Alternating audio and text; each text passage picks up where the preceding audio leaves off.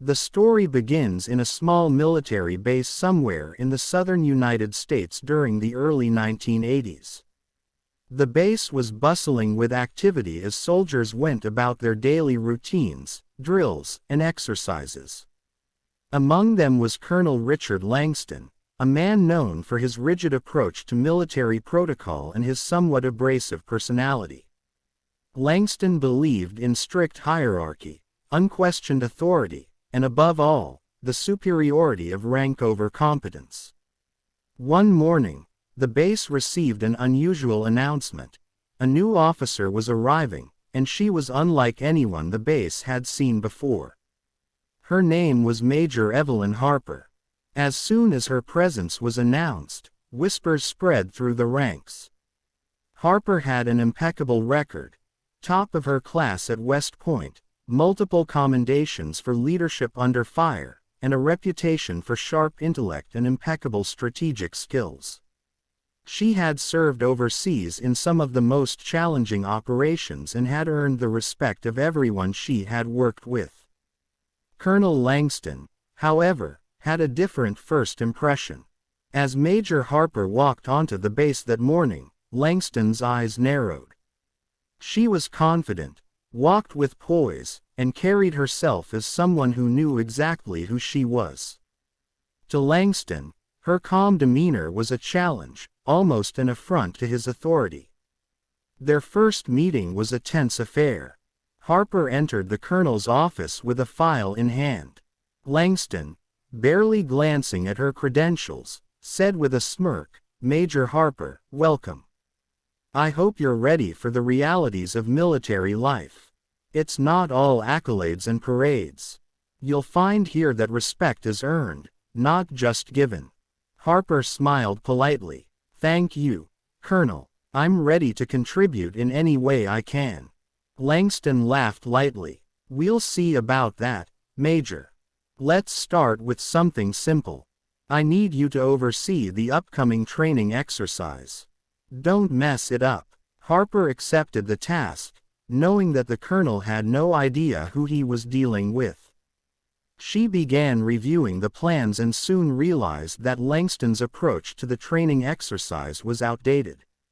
His plans were rigid, predictable, and lacked the strategic depth necessary to truly test the soldiers.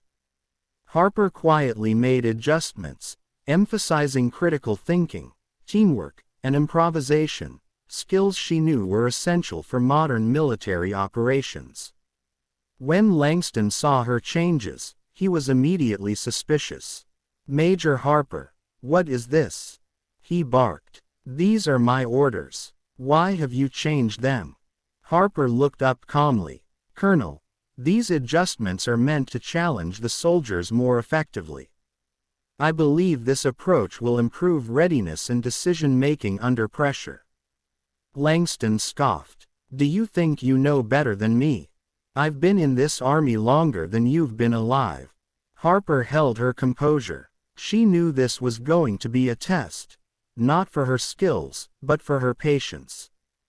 "Colonel, my intention is not to undermine you but to ensure that the soldiers are truly prepared for any scenario they may face."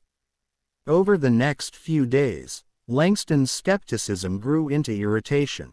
He would mock her in front of the other officers, making snide comments about her theoretical approach and book smarts. During briefings, he would interrupt her, dismiss her suggestions, and often ignore her presence entirely. The base seemed to be divided. Some officers were impressed by Harper's competence, while others hesitated to challenge Langston, fearing his wrath. One afternoon, during a particularly complex exercise, the base experienced a sudden crisis. A communications tower malfunctioned, threatening to disrupt the entire operation. Langston immediately took charge, barking orders at everyone, but his approach only made the situation worse. Soldiers became confused, protocols were ignored, and tension mounted. Harper stepped forward. "Colonel, may I take the lead on this?" she asked. Langston's face turned red. "Major Harper, This is my operation. Stand aside. But before he could continue, Harper calmly instructed the team, dividing responsibilities efficiently, prioritizing tasks, and improvising to resolve the technical failure. Within minutes, the communications were restored, the exercise was back on track, and the soldiers were functioning seamlessly under her guidance. The entire base watched in stunned silence. Even Langston had to admit, albeit reluctantly, that the crisis had been handled brilliantly. Harper's competence had turned a potentially disastrous situation into a triumph. In the following days, the colonel's mockery became more desperate. He would interrupt her, make sarcastic remarks, and even try to assign her trivial tasks, hoping she would falter. But Harper never lost her composure.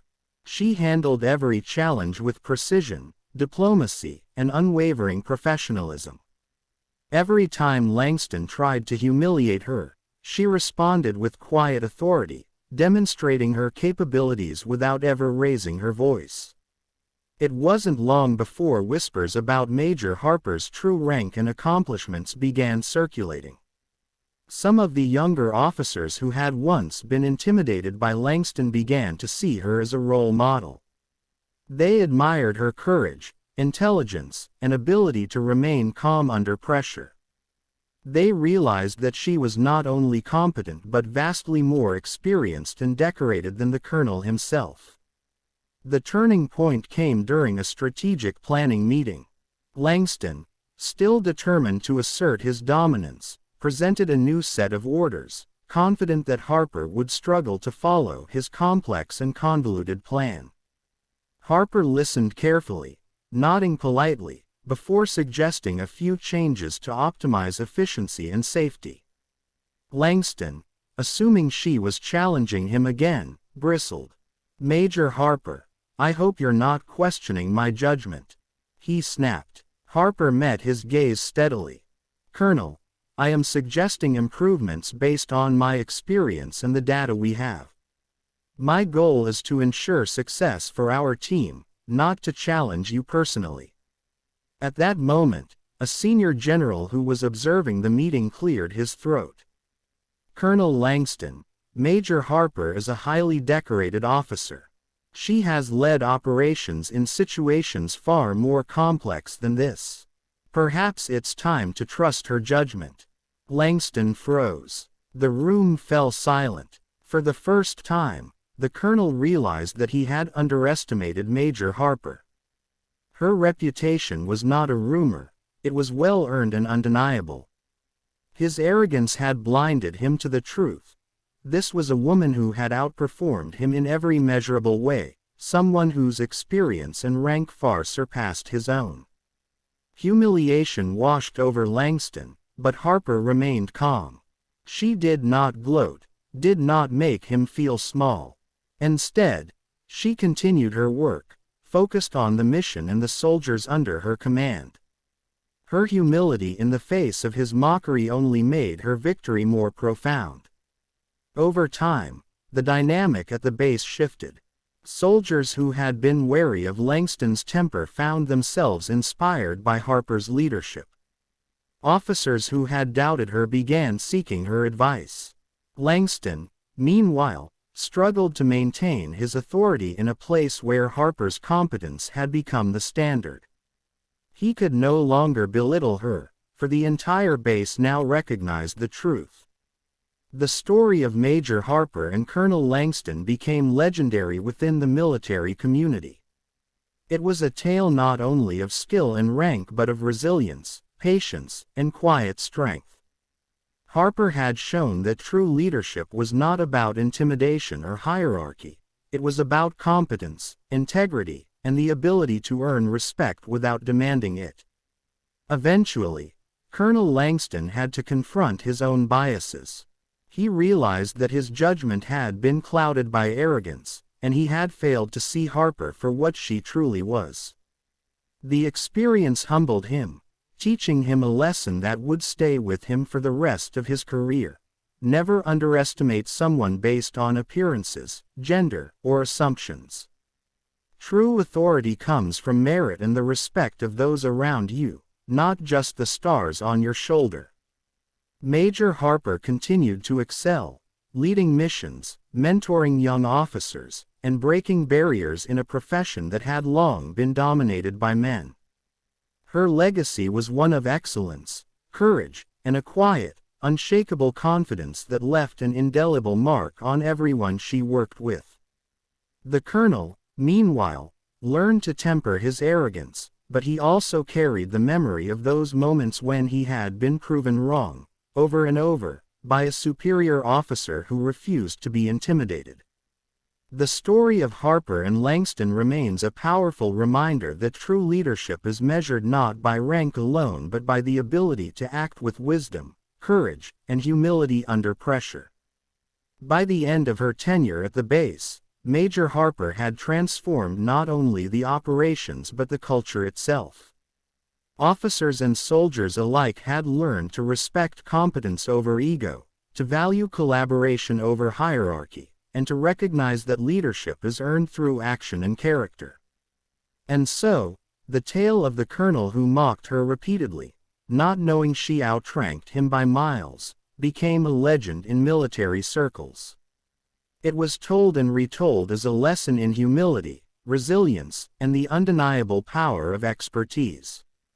Harper's story inspired generations of officers, reminding them that true authority is earned, and that no one should ever underestimate the quiet strength of someone whose experience and skill exceed expectations. Even years later, whenever a new officer arrived at the base, old-timers would tell them about Major Evelyn Harper, the woman who taught a brash colonel a lesson in humility and excellence, not through confrontation, but through unwavering competence and quiet authority.